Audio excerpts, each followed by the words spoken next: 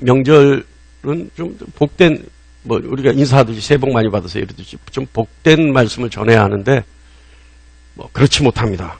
오늘 설교도 시리즈 설교인데, 이건 다 거짓말이야. 진리 가운데 있어야 하는 이유. 왜 진리 가운데 우리가 있어야 하는지. 오늘, 음력 정월 초 이틀이죠? 이틀. 오늘 이 말씀이 여러분 1년 동안 진리 안에 있을 수 있는 명분이 되게 하시고, 사단의 계획가 여러분에게 틈타지 않는 귀한 말씀이 되기를 간절히 축원합니다. 이게 복이에요. 사단이 내 인생을 간섭하지 못하게, 관여하지 못하게 하는 것, 이게 복이에요. 오로지 하나님의 능력만이 나를 간섭하게 하는 것, 이것이 복이에요. 그러니까 여러분, 사단의 계획을 오늘 어떤 것이 사단의 계획인가 잘 한번 생각하시고 들어보시는 여러분 되시기 바랍니다. 자, 오늘 본문 말씀을 보면요, 오늘 본문 말씀 조금 전에 두로에서 주님의 제자들이 바울이 예루살렘 가는 것을 만류해요. 사도행전 21장 4절 말씀에 있어요. 또 안 찾아보셔도 됩니다. 또 예루살렘으로 향하는 바울인데, 또 가이사랴에서 전도자 빌립의 예언하는 딸들과 아가보라고 하는 선지자가 바울이 예루살렘으로 가는 걸 만류합니다. 그런데 이들이 그냥 만류하는 것이 아니라 하나같이 이들은 성령의 감동에 의해서 만류해요. 그러니까 성령의 감동에 의해서 바울이 예루살렘에 들어가면 당할 일에 대해서 미리 아는 거예요. 선지자가 그랬고 예언자가 그랬고 또 주님의 제자들이 기도 중에 성령 감동에 의해서 이 사실을 알아낸단 말이죠. 그랬을 때 바울은 예루살렘으로 가려고 하고, 이 사람들은, 예언하는 사람들은 절대 바울을 예루살렘으로 가지 못하게 합니다. 왜냐하면 거기 가면 죽을 수 있기 때문에 그랬어요. 그런데 한 성령에 의해서 바울이 움직여지는데, 그리고 앞날을 보고 예언하고 한 성령의 감동에 의해서 행동하는데, 왜 한 성령에 의해서 감동되어진 두 부류의 사람들이 나타날까? 그런데 이 부류의 사람들은 각각이 선택하는 방향이 다를까? 다시 말하면 제자들과 선지자와 예언자들은 바울로 하여금 죽으니까 가지 못하게 하고, 예루살렘에. 바울은 왜 가려고 할까? 그 이유는 간단하죠. 한 성령의 임에도 불구하고 그런 결과가 나오는 것은, 그들은, 다시 말하면 주님의 제자와 예언자들과 선지자들은 바울의 일에 대해서 본 것이고, 바울은 하나님의 일에 대해서 본 것입니다. 그러니까 결과가 다른 거예요. 잘 들으셔야 돼요. 바울의 일을 보고는 바울이 당할 고초와 고난 때문에 못 가게 하는 거고, 바울은 하나님의 일을 보니까 고초와 고난이 있다 하더라도 가야 되는 거고. 그러니까 누가 잘했다 누가 잘못했다가 없어요. 이거는 한 성령에 의해 감동받은 결과예요. 그런데 그들은 바울의 일만 보고 있었으니까 못 가게 하는 게 맞는 거죠. 바울은 자신의 일을 본 것이 아니라 하나님의 일을 보니까 간다고 고집한 것이 맞는 거죠. 자, 그런 결과 속에서, 그런 상황 속에서 결과가 나오고 결론이 나오고, 그리고 그런 결론 속에서 바울은 예루살렘으로 갑니다. 그런데 예루살렘에서 바울의 고난이 오늘 본문 말씀 보니까 시작이 돼요. 그러니까 일어나지 않았으면 좋을 뻔한 일이 일어나고 말았어요. 근데 여러분, 제가 여러분께 먼저 하나를 질문하고 싶은 것이 있습니다. 우리 같이 한번 생각해보자 하는 일이 하나 있어요. 뭐냐 하면, 이들은 바울을 정죄하죠. 지금 바울의 고난은 바울이 정죄받으니까 고난을 당하는 거거든요. 그러니까 지금 29절 말씀 보면, 29절 말씀입니다. 29절 말씀 보면, 28절입니다. 외치되 이스라엘 사람들아 도우라. 이 사람은 각처에서 우리 백성과 율법법과 이곳을 비방하였고 모든 사람을 가르치는 그 자인데 또 헬라인을 데리고 성전에 들어가서 이 거룩한 곳을 더럽혔다니. 그러니까 비방하고 더럽혔기 때문에 이를 정죄해야 된다라고 이 사람들은 얘기하는 겁니다. 이 사람들은, 이 바울을 정죄하는 사람들은 오늘 말씀에 의하면 21장 20절에 율법의 열심을 가진 자들이고, 21장 27절 말씀 보면 아시아로부터 온 유대인이고, 그러면 아시아로부터 온 유대인이라고 하는 것은 디아스포라 유대인일 수도 있고, 그러니까 유대인 공동체 유대인일 수도 있고, 또 떠돌아다니면서 유대인이지만 기독교를 믿어서 주님의 말씀을 전하는 사람들일 수도 있고, 다시 말하면 유대 기독교 전도자일 수 있어요. 이 사람들이 모여서 바울을 정죄합니다. 근데 조금 전에 얘기했듯이 우리가 한번 생각해보고자 하는 것은 무엇이냐? 자, 이들은 무슨 명분으로 바울을 정죄할까요?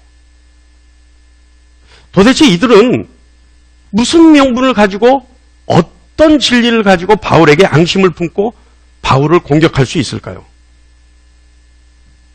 이들은요, 자신들의 종교에 대해서 열심히 있는데 이들은 그 열심이 자신들과 뜻을 같이 하지 않고 있다고 해서 무조건 사람을 정죄해요. 성경의 기록에 의하면 이들이 정죄한 사람이 누굽니까? 스데반이었어요. 스데반은 돌로 쳐 죽였습니다. 자, 이번에도 바울을 정죄하는데 바울을 돌로 쳐 죽일 기세로 정죄를 해요. 자, 다시 한번 묻습니다. 우리 생각해보죠.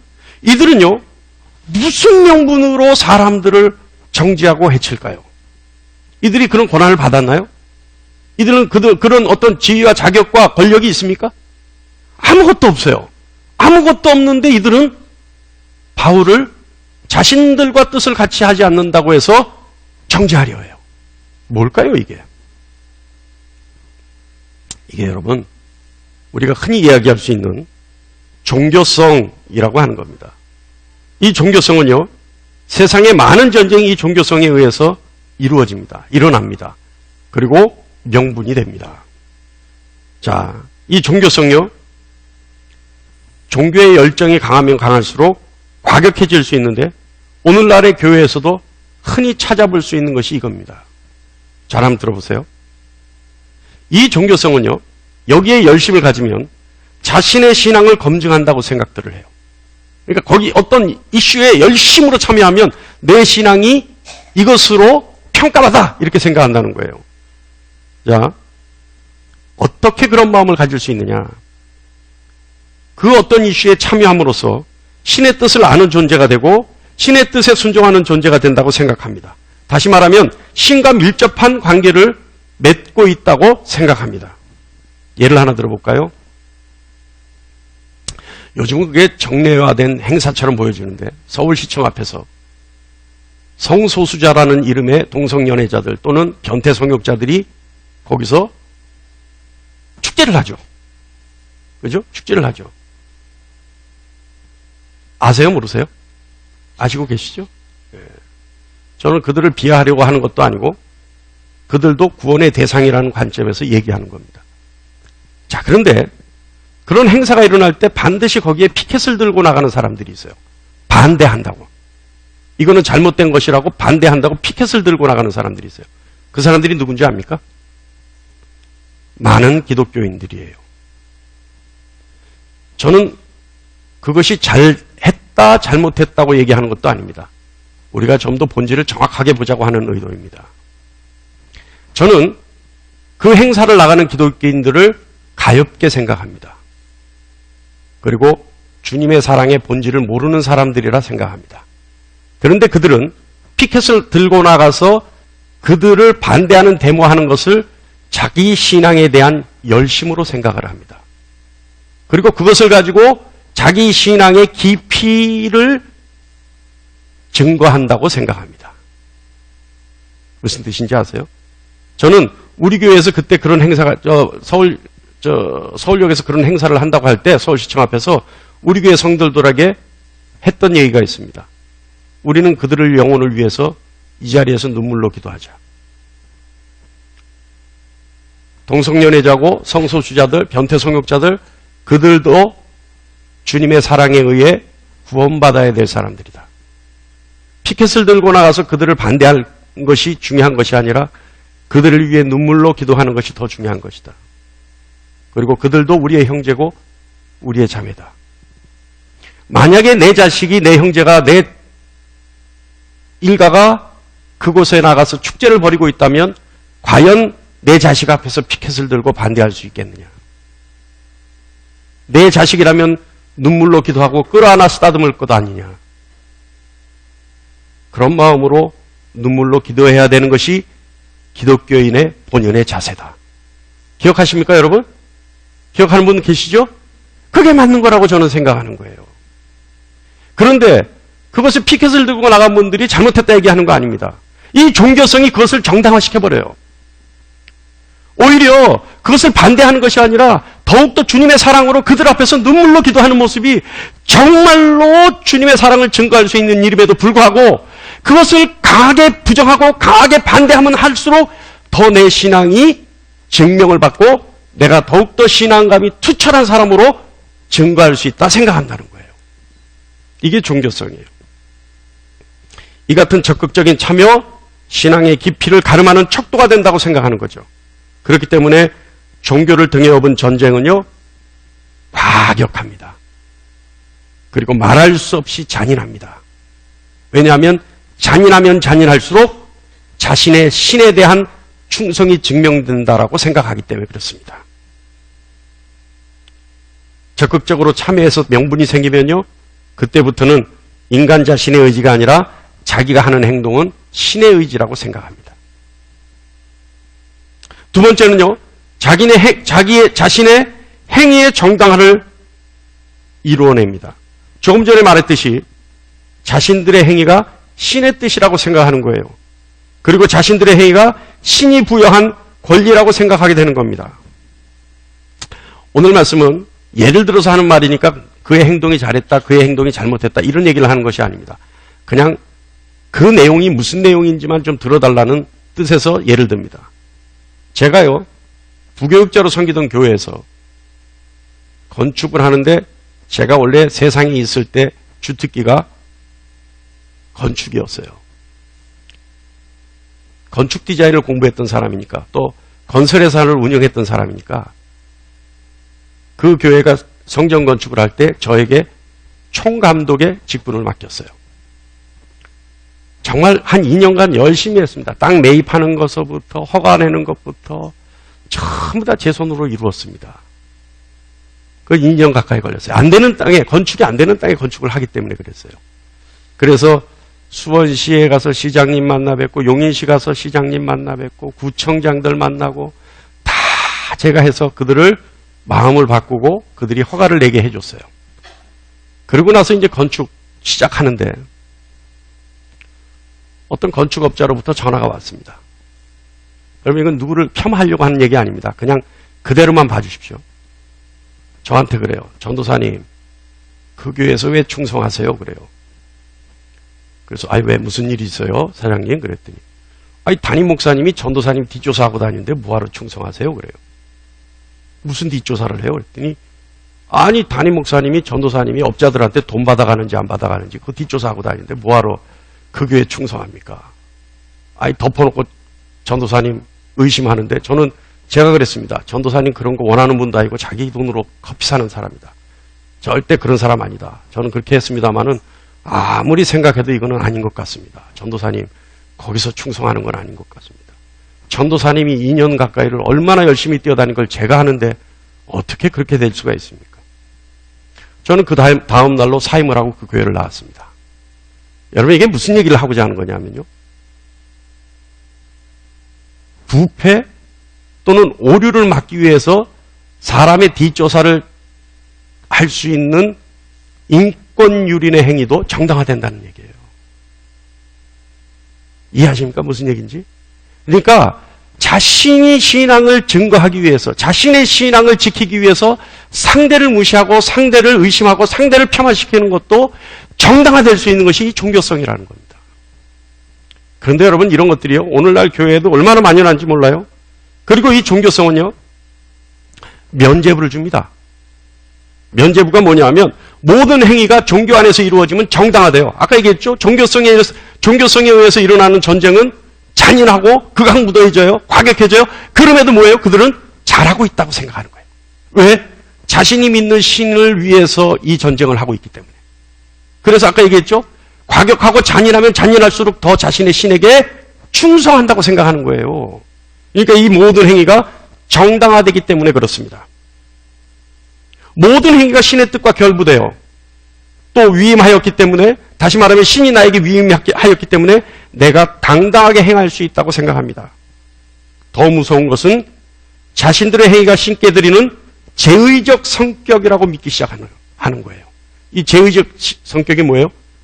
자신의 신에게 제사를 드리는 형식이 이거다라고 생각한다는 거예요. 다시 말하면 내가 나가서 열심히 싸우고 열심히 과격해지고 더 잔인해지면 잔인할수록 내가 하나님께, 다시 말하면 하나님을 믿는 사람들이라면 내가 하나님께 제사를 드리고 있다. 내가 싸워서 이기는 노획물은 다 제물이다. 이렇게 생각한다는 거예요. 그죠? 그래서 십자군 전쟁 때 어땠습니까? 십자군 전쟁 때 얼마나 잔인했는지 아세요? 이 기독교인들이 말도 못했어요. 살아있는 사람 그냥 불태웠어요. 살아있는 사람 가죽을 벗겼어요. 왜요? 우상 섬긴다고. 그랬던 것이 이 종교성입니다.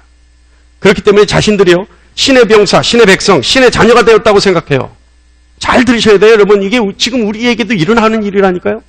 또 이 정도가 되면요, 사실 모두 이미 자기 자신이 신이 되어 있다고 봐야 하는 거예요. 그리고 자신들에게 유리한 것은 취하고요, 불리한 것은 재해석해서 결국 자신에게 유리한 것으로 변형시켜버리는 것, 이것이 종교성이에요. 여러분, 가장 쉬운 예가 뭔지 아세요? 내가 좀 교회 열심이면, 내 부모, 내 자녀가 나보다 좀 못하면, 우리가 가정 안에서도 얼마나 정죄하는 모양이 나타납니까? 특히 교회에 열심히 한 아내가 남편에 대한 정죄, 전 그거 많이 봤어요. 내 남편이 교회 열심히 안 돼서 이번에 이런 일이 생긴 거예요. 내 남편이 교회 열심히 안 다녀서 이번에 우리 집에서 이런 일이 생긴 거예요. 그러면 자기는 열심히 다녔기 때문에 그런 일이 일어나지 말아야 된다고 생각하는 거 아닙니까? 있다니까요, 지금도. 이 종교성 때문에 가정이 파괴되고, 이 종교성 때문에 가장 사랑해야 될 대상을 정죄하고, 이 종교성 때문에 가정이 오히려 분열되고, 화목이 사라지고 사랑이 사라져버리는. 잘 한번 생각해 볼 필요가 있습니다. 오늘 본문에요, 바울의 기사를 비롯해서 오늘날에도 우리 교회는 이와 유사한 종교단체로서의 일들을 많이 하고 있습니다. 제가 제일 안타까운 건요, 큰 교회 다니시는 성도님들이 작은 교회 목사를 우습게 보는 게 제일 마음 아파요. 여러분, 설마 목사님 그러겠어요? 아니에요. 큰 교회, 대형 교회 다니는 성도들은요, 작은 교회 목사는 자신들이 가르쳐야 될 대상으로 알아요. 그래서 얼마나 무시하는지 모릅니다. 그리고 하나를 가르치려고, 이거 원래 안 그래요, 목사님. 원래 그런 거 없어요. 목사가 알지, 평신도가 알겠어요? 근데 자기네 교회에서 큰 교회고 자기네 교회에서 하는 거는 다 신앙 안에서 맞는 행위로 봐요. 그러니까 우리 교회에서는 그렇게 안 해요. 우리 교회가 만든 건데 목사님 교회는 그건 잘못된 거예요. 더 이상 하면 제가 한풀이 한다고 생각할까 봐 여러분에게 더 이상 얘기를 못 하겠습니다. 여러분, 제가 조금 전에 했던 그 종교성에 관한 파생되는 문제들 잘 한번 생각해 보시기 바라요. 우리의 삶에는 과연 나는 그 종교성을 가지고 오류를 일으키고 있는 것은 아닌지, 나는 종교 안에서 신앙으로 무장되어 있다고 생각하고 그 신앙심을 가지고 충성심을 빙자한 정죄를 하고 있는 것은 아닌지, 그렇게 살아가고 있는 것은 아닌지. 지금 바울을 정죄하는 사람들도 그와 똑같은 거예요. 율법의 열심인 자들이잖아요. 그러니까 똑같은 마음을 가지고 바울을 당당하게 정죄하려 합니다. 아무런 명분 없이. 자, 우리 한번 보죠. 이들은요, 집단 이기주의에 빠져서 극단적인 행동을 해도 당당합니다. 자, 오늘 본문 말씀 보면 바울을 정죄하러 온 사람들, 다시 말하면 아시아에서부터 온 유대인들, 이들은요, 우리가 20장, 19장, 사도행전 19장, 20장 말씀을 보면 잘 나와 있는 사람들인데, 누구냐 하면 에베소에서부터 바울이 전도 여행을 다닐 때 에베소에서부터 바울을 괴롭혔던 사람들이에요. 이 사람들은 에베소에서 바울이 회당에서 연설을 할 때, 설교를 할 때 들어가서 바울을 끌어냈던 사람이고요. 이들을 피해서 바울이 두란노 서원에 가서 다시 사람들을 가르칠 때 두란노 서원까지 쫓아와서 바울을 괴롭히고 죽이려고 했던 사람들입니다. 이들은요, 바울을 압박하려 했던 사람들입니다. 사도행전 19장의 이들의 행위가 잘 기록되어 있는데요. 이들은요, 에베소 출신의 그리스인 드로비묘를 알아보고, 그리고 아까 우리가 읽었던 본문 말씀처럼 29절 말씀처럼 바울이 드로비묘와 함께 성전에도 들어가서 성전을 더럽혔다라고 생각하는 사람들입니다.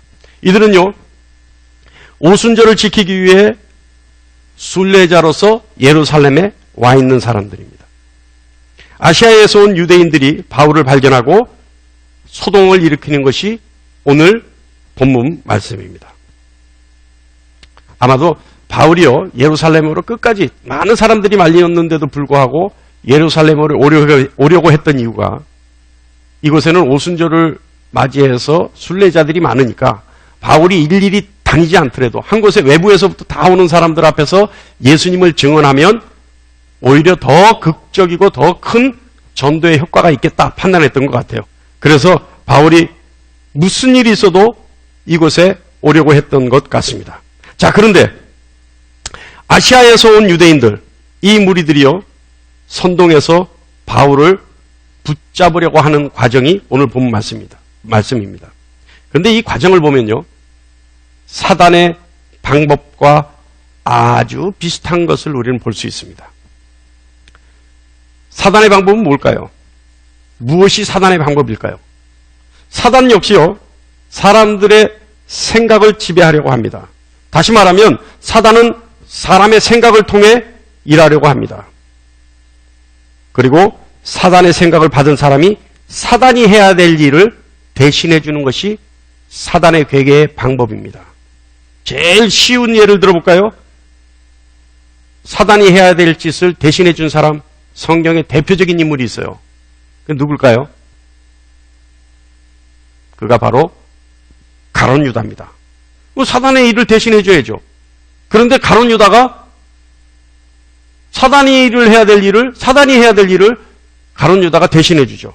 누가복음 22장 3절 말씀 보면 열둘 중에 하나인 가로진이라고 부르는 유다에게 사단이 들어가니, 이거 생각을 심어줬다는 거예요. 생각을 줬다는 거예요. 그러니까 유다가 생각을 받아먹은 거예요. 그러니까 사단의 계계를 가룟 유다가 부리고 생각을 받아먹은 사람은 그 사단의 꿰매 빠져서 혼란을 시키고 충동질하게 되는 거죠. 자, 가룟 유다 어떻게 했어요? 가룟 유다는 여러분 다른 게 아니었습니다. 나중에도 설명하겠지만 예수님이 군사적 봉기를 일으켜서 군사적으로 이스라엘을 해방시키기를 원하는 과격파 제자였어요.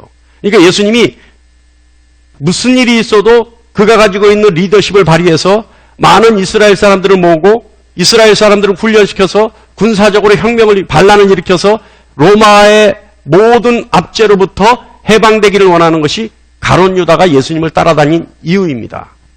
자, 그런 유다에게 사단은 생각을 줬어요. 생각을 주자 유다가 어떻게 했어요? 그 생각을 받아먹고 예수님을 파는 행동을 하게 됩니다. 자, 좀 전에 얘기했죠? 사단의 계계는 사람들에게 생각을 주고 생각을 받아먹을 수 있는 사람들이 그 생각을 받아먹었을 때 사단의 꿰매 빠지고 혼란을 일으키고 혼동을 일으켜서 충동질을 하게 하는 것, 이것이 사단의 계계예요. 자, 보죠. 27절 말씀에 보면 아시아에서 온 유대인들, 아까 우리가 얘기했습니다. 방랑 전도자들 또는 디아스포라 유대인들, 이들이 있어요. 이들이 있는데 27절 말씀 보면 아시아로부터 온 유대인들이 성전에서 바울을 보고 어떻게 했어요? 모든 무리를 충동하여 그를 붙잡았어요. 그러니까 자신들이 붙잡은 게 아니라 모든 사람들을 충동했어요.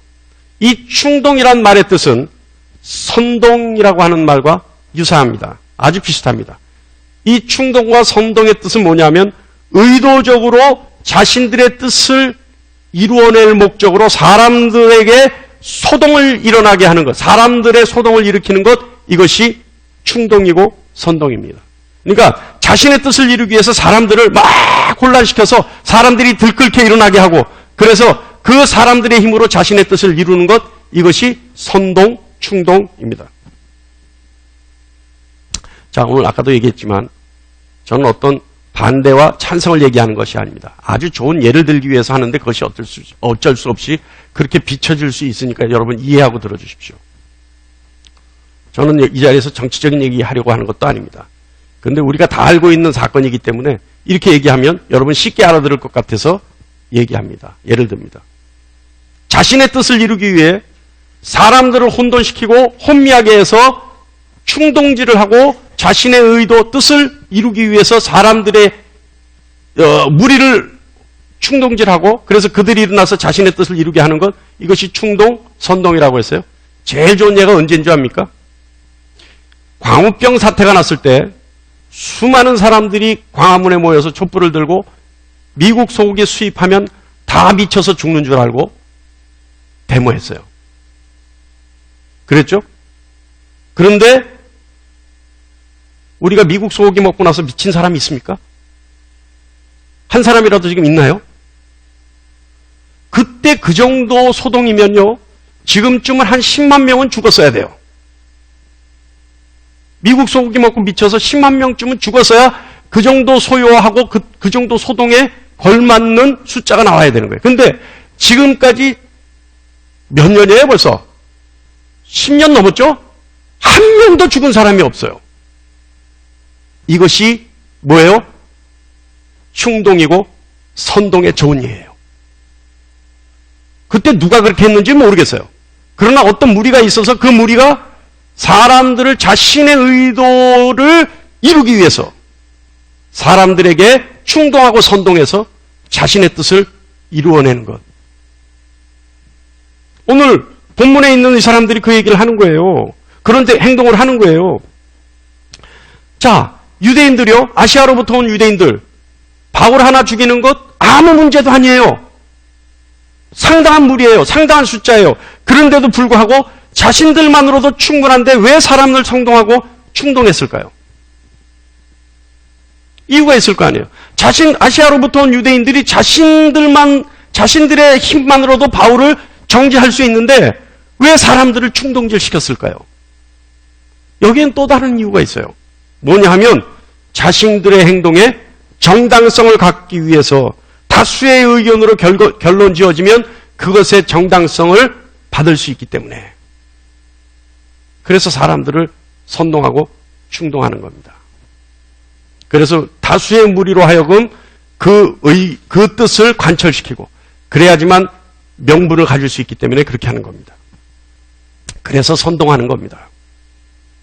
사단은 언제나 행하는 일에 있어서 정당성을 가지려고 하죠. 명분이 없으니까 하나님은 우리에게 명분을 받고 일하시고 사단은 우리에게 빌미를 잡으려고 하는데, 지금 이 사람들은 명분이 없으니까 명분을 갖추려고 사람들, 다수의 의견인 것처럼 사람들을 선동한다 이 말이에요. 자, 여러분, 제가 가끔 얘기해요. 하나님은 우리에게 명분을 받으시고 사단은 우리에게 참소할 수 있는 빌미를 잡으려고 한다. 하나님은 우리에게 복을 주실 수 있는 명분을 잡으시고 찾으려고 하시고, 사단은 우리에게 정죄하기 위한 빌미를 잡으려고 한다. 여러분, 이건 진리의 말씀입니다. 잘 기억하시기 바랍니다. 사단은 우리에게 하나님은 우리에게 뭘 받으려고 해요? 명분. 그래서 우리가 하나님께 드리는 명분 중에 제일 멋진 명분이 뭐예요? 기도예요. 그래서 우리가 하나님께 기도를 하는 거예요. 그러면 그 기도를 통해서 하나님이 명분을 잡으시는 거예요. 그래서 다니엘서 9장 보면 그 명분을 받자마자 하나님 어떻게 하신다고요? 바로 응답하세요. 그래서 내가 기도를 시작할 즈음에 하나님으로부터는 명령이 내려오는 거예요. 그러니까 명분만 받으시면 하나님이 즉각적으로 움직이시는 거예요. 근데 사단은 뭘 잡아요? 빌미를 잡아요. 왜? 우리를 정죄하고 참소하는 것이 사단의 역할이기 때문에. 자, 그래서 사단은 빌미를 잡는 겁니다. 자, 제일 좋은 게 뭐냐면 명분이 없으니까 사단의 괴계에 빠져서 오히려 빌미를 잡혔던 사람이 있어요. 가룟 유다가 그예요. 가룟 유다가 왜 사단에게 명분을 줄 수 있어요? 그리고 사단에게 빌미를 잡힐 수 있어요? 예수님의 제자가 예수님을 팔면 가장 큰 명분 아닙니까? 사단에게 있어서는. 아니, 예수님과 3년을 같이 했던 유다가 더군다나 예수님으로부터 큰 신뢰를 받아서 예수님의 돈깨를 맡았던 사람이, 그런 사람이 예수님이 아니다, 예수님이 잘못됐다, 그래서 예수님을 판다면 그것만한 명분이 있어요? 그럼 사단이 보기에 어때요? 사람들에게 선동하기 좋잖아요. 봐라, 예수는 그 사랑하는 제자도 팔 정도로 아무것도 아닌 인간이었다, 이렇게 얘기할 수 있잖아요. 그러니까 많은 사람이 있음에도 불구하고 사단은 유다를 택해서 유다를 현혹시키고 깨어서 유단으로 하여금 미혹되게 해서 예수를 팔게 한 거죠.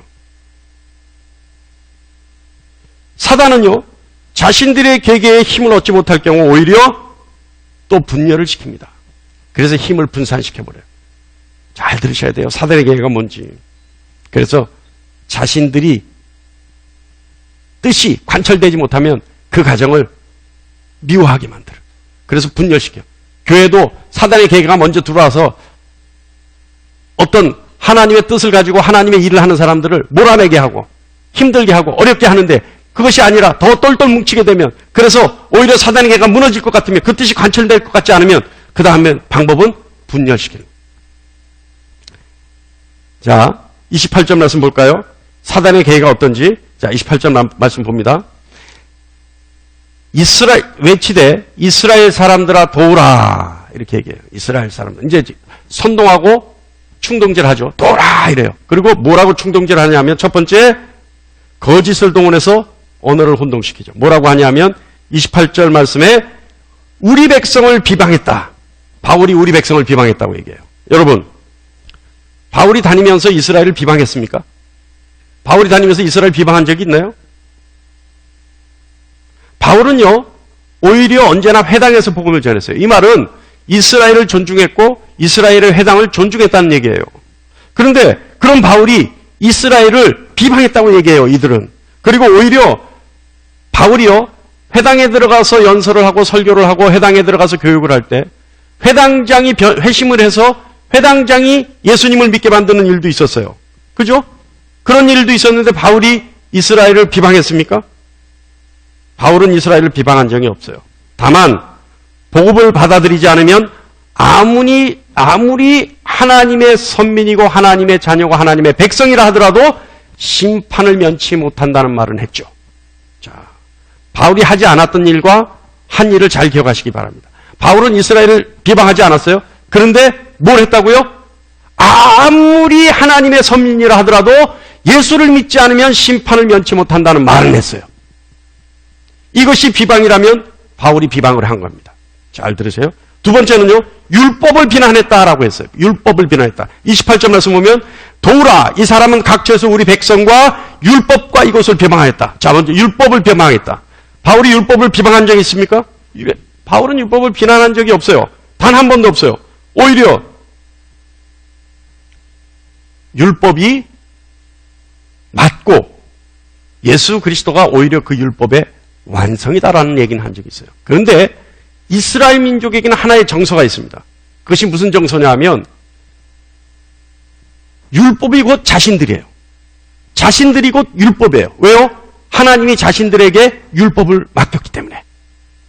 그래서 사실은 이스라엘을 비방했다, 우리를 비방했다는 말이 이들에게는 율법을 비방했다는 말과 같아요.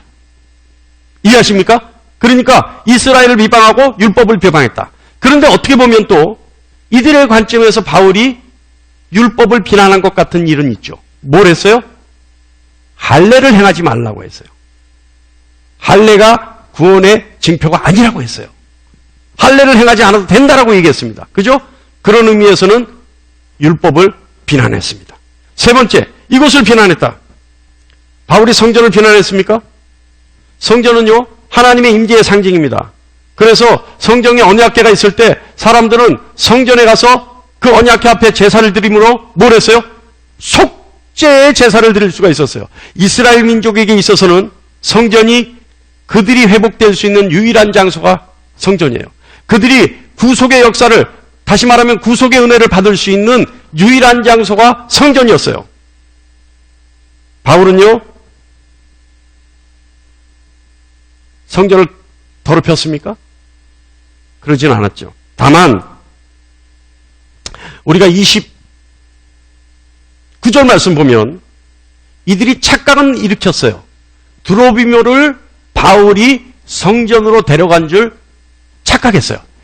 다 같이 한번 읽어볼까요? 시작. 이는 그들이 전에 에베소 사람 드로비모가 바울과 함께 시내에 있는 것을 보고 바울이 그를 성전에 데리고 들어간 줄로 생각함이라. 그러니까 어떻게 해요? 같이 있는 것을 보고 이방 사람을 성전에 데려갔을 거야 라고 유추해내고 바울이 성전을 더럽혔다라고 바울을 정죄하고 있는 겁니다. 자, 그 결과 그들의 생각 속에는 바울이 성전을 더럽혔습니다. 사랑하는 성도 여러분, 조금 전에 우리가 했던 이야기들, 지금 아시아로부터 온 유대인들이 가지고 있는 생각을 딱 이곳에 묶어두고 제가 드리는 말씀을 잘 생각해 보시기 바랍니다. 사단이라고 명명되는 뱀이 하와를 유혹할 때 어떤 일이 있었는지 한번 생각해 보세요. 오늘 좀 복잡하지만 잘 들으면 성령 하나님이 여러분에게 지혜를 주셔서 다 이해될 수 있으리라 저는 믿습니다. 자, 오늘은 대화 드라마예요. 여기 갔다 막 해야 돼요. 그러니까 조금만 더 집중하시고 들어주시기 바랍니다.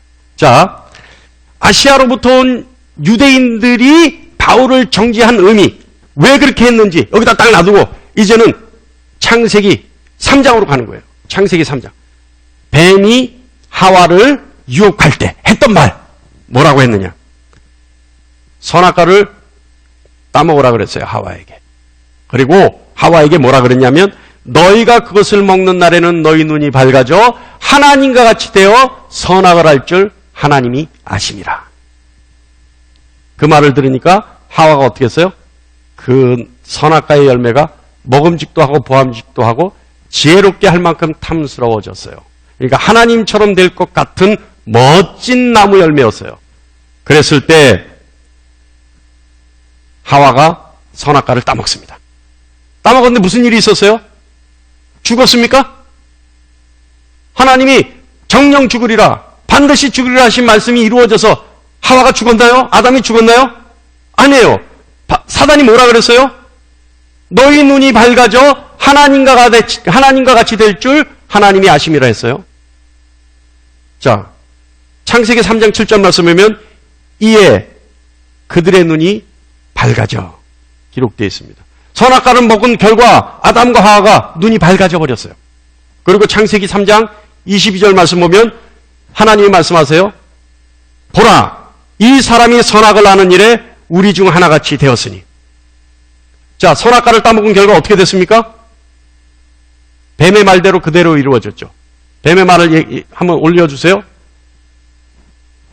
이에 뱀의 말 올려주세요. 창세기 3장 5절 말씀 올려주세요.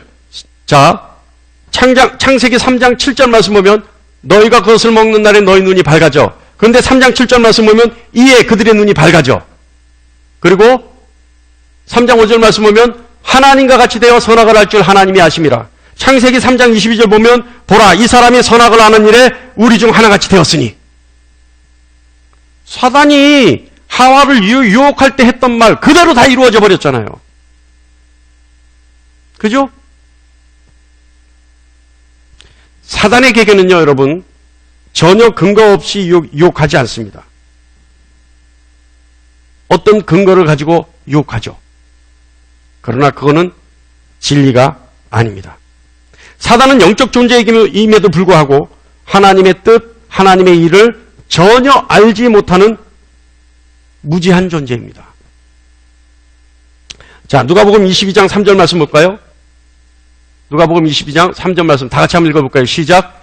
열둘 중에 하나인 가로딘이라고 부르는 유다에게 사단이 들어가니. 아까 얘기했죠. 사단 역시요, 유다 역시요, 하나님의 일을 알지 못하는 사람이었어요. 그러니까 아까도 얘기했듯이 유다는 예수님이 강력한 리더십으로 이스라엘 민족을 끌어모으고 훈련시켜서 군사적 봉기를 일으키고 로마로부터 해방되기를 원했던 유다예요. 그에게는 하나님의 뜻이 없었고 오로지 이스라엘의 해방에만 뜻이 있었어요. 그랬던 유다. 메시아로 생각되어지는 예수님의 메시아적 직분이 어떤 직분이었어요?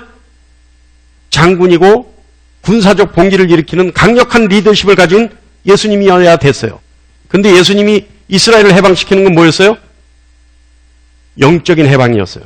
다시 말하면 예수님이 생각하신 것은 하나님의 뜻이었지만 유다는 인간의 뜻을 생각했던 겁니다. 자, 여기까지. 다시 이제 본문으로 갑니다. 오늘 본문 역시요, 유대인의 관점, 유대인의 입장, 그들의 정서에 맞는 말일 수 있습니다. 백성을 비난하고 율법을 비난하고 성전을 비난했다고 생각할 수 있습니다. 그러나 여러분, 사단에게는요, 따로 있는 것이 아닙니다. 하나님의 뜻을 모르는 것이, 다시 말하면 진리에 있지 않은 것이 사단의 계계입니다. 바울은 이스라엘을 비방한 적도 없고 율법을 비난한 적도 없고 성전을 더럽힌 적도 없습니다. 그러나 아시아로부터 온 유대인들의 관점에서 봤을 때 바울은 이스라엘을 비난한 것처럼 보였고 율법을 비난한 것처럼 보였고 성전을 더럽힌 것처럼 보였습니다. 제가 오늘 여러분에게 무엇을 얘기하고 싶으냐 하면 아시아로부터 온 유대인이 가지고 있었던 생각처럼 유다가 가지고 있었던 생각처럼 하와를 유혹하는 뱀의 입장에서 선악과를 먹은 결과 나타나는 결과처럼 진리 안에 있지 않으면 그것이 사실을 근거한 말이든 그것이 그들에게 정확한 정선을 가지고 파악할 수 있는 진리인 것처럼 보이는 말이든 성경에 있는 말을 잘못 해석해서 하는 행위든 종교를 빙자한 모든 행위가 거짓일 수 있다는 말입니다. 이해하세요? 어려워요? 다시 말하면 하나님의 뜻, 하나님의 진리 안에 있지 않는 모든 것이 거짓일 수 있다는 말입니다. 진리는요, 하나님의 말씀이고 하나님의 뜻이고 하나님의 의지만 진리입니다. 그것이 인간에게 가서 잘못 해석되어지고 그리고 하나님의 진리를 떠난 모든 말은 다 거짓일 수 있습니다. 금년 한 해 하나님의 진리 안에서 하나님의 뜻 안에서 하나님의 말씀 안에서 오로지 하나님의 뜻과 의지 속에 살아가는 여러분이 되셔서 사단의 모든 계계를 물리칠 수 있는 여러분 되시기를 간절히 축원합니다. 조금 말이 오늘 말씀이 복잡했어요. 여기 갔다 여기 갔다 여기 갔다. 그러나 한마디로 정리하면 진리를 떠난 것은 다 거짓말입니다. 진리 안에 있을 때만 자유를 얻을 수 있습니다. 진리 안에 있을 때만 하나님의 뜻을 따라갈 수 있습니다. 진리를 떠난 것은 다 거짓말입니다.